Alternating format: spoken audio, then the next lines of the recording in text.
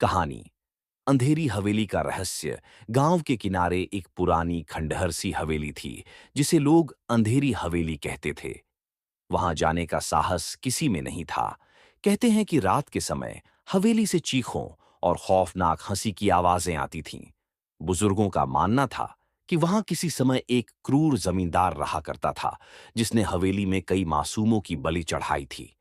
एक दिन गांव के तीन युवा सौरभ, जितेंद्र और जर्नैल ने तय किया कि वे इस रहस्य से पर्दा उठाएंगे। रात के अंधेरे में जब पूरा गांव सो रहा था, वे मशाल लेकर हवेली की ओर निकल पड़े। हवेली तक पहुंचते ही उनके रोंगटे खड़े हो गए। टूटी हुई दीवारें, जाले से भरी छत और तेज हवा में चरमराते दरवाजे ने माहौल को और डरावना बना दिया। जैसे ही उन्होंने हवेली का दरवाजा खोला, अंदर का घना अंधेरा और सड़ी हुई लकड़ी की बदबू उन्हें पीछे हटने पर मजबूर करने लगी। लेकिन उन्होंने हिम्मत नहीं हारी। वे धीरे धीरे अंदर बढ़े। हवेली के गलियारे में चलते हुए उन्होंने देखा कि दीवारों पर अजीबोगरीब चित्र बने हुए थे। उन चित्रों में इंसानों के दर्दनाक चेहरे और रक्त से सने हाथ दिखाए गए थे। अचानक एक कमरे से हल्की रोशनी दिखाई दी। तीनों ने हिम्मत जुटाकर उस कमरे में कदम रखा।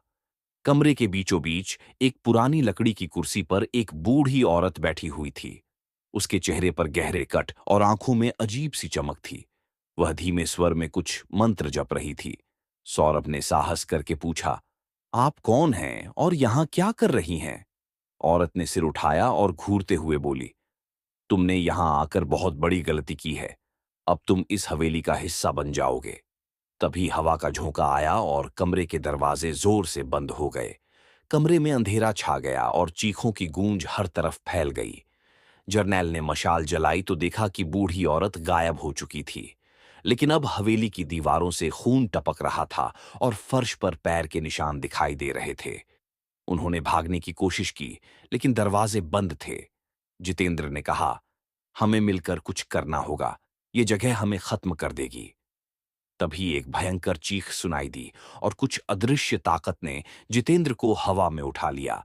जितेंद्र और जर्नैल डर के मारे रोने लगे। अचानक हवेली की दीवारों से आवाज आई, जो यहां आता है वह वापस नहीं जाता। अगले दिन गांव वालों ने तीनों को कभी नहीं देखा। हवेली आज भी वैसी ही खड़ी है और हर रात वहां से चीखों की आवाजें आती हैं। लोग कहते हैं कि अब तीन और आत्माएं उस अंधेरी हवेली का हिस्सा बन चुकी हैं।